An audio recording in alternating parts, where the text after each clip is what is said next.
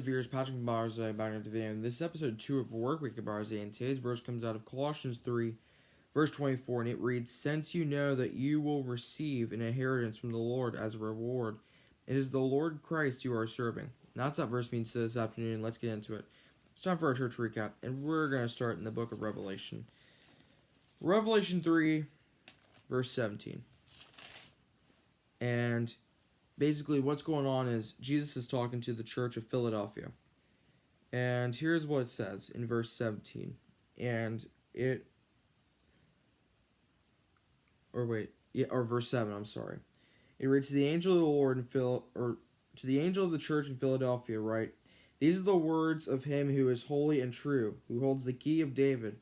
What he opens, no one can shut, and what he shuts, no one can open." And basically there's a little connection to a verse in Isaiah, and I don't know where in Isaiah where that connection is, but anyhow, that's all for the verse portion, and it's time for yesterday's sermon, the morning one, and we're gonna start in Ephesians 2, and in Ephesians 2 verses 6 and 7, and this is what it says, and it reads, "And God raised us up with Christ and seated us with him in the heavenly realms in Christ Jesus, in order that in the coming ages he might show the incomparable riches of his grace expressed in his kindness to us in Christ Jesus."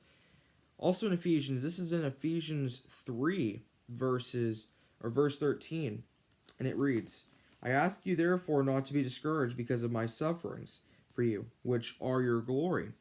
Now we're going to head to Ephesians 4, and Ephesians 4 verse 1 reads, "As a prisoner for the Lord, then I urge you to live a life worthy of the calling you have received."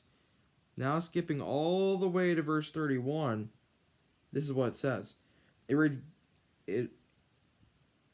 Verse 32, it reads, "Be kind and compassionate to one another, forgiving each other, just as in Christ God forgave you."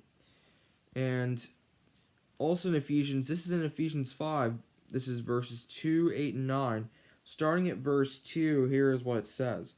"And walk in the way of love, just as Christ loved us and gave himself up for us as a fragrant offering and sacrifice to God." Now going to verse 8, it reads, "For you were once darkness, but now you are light in the Lord. Live as children of light. For the fruit of the light consists in all goodness, righteousness, and truth." And is that the last one? Yes, it is. And that's all for the verse portion. And the notes were, he is love. To learn to be like God, it was love. He could forever give his love, and he is our Father, and something we have been. I don't know what. But that's going to do it for the video. Thanks for watching, and until next time we meet again, viewers. In every way, God's way is always the best way.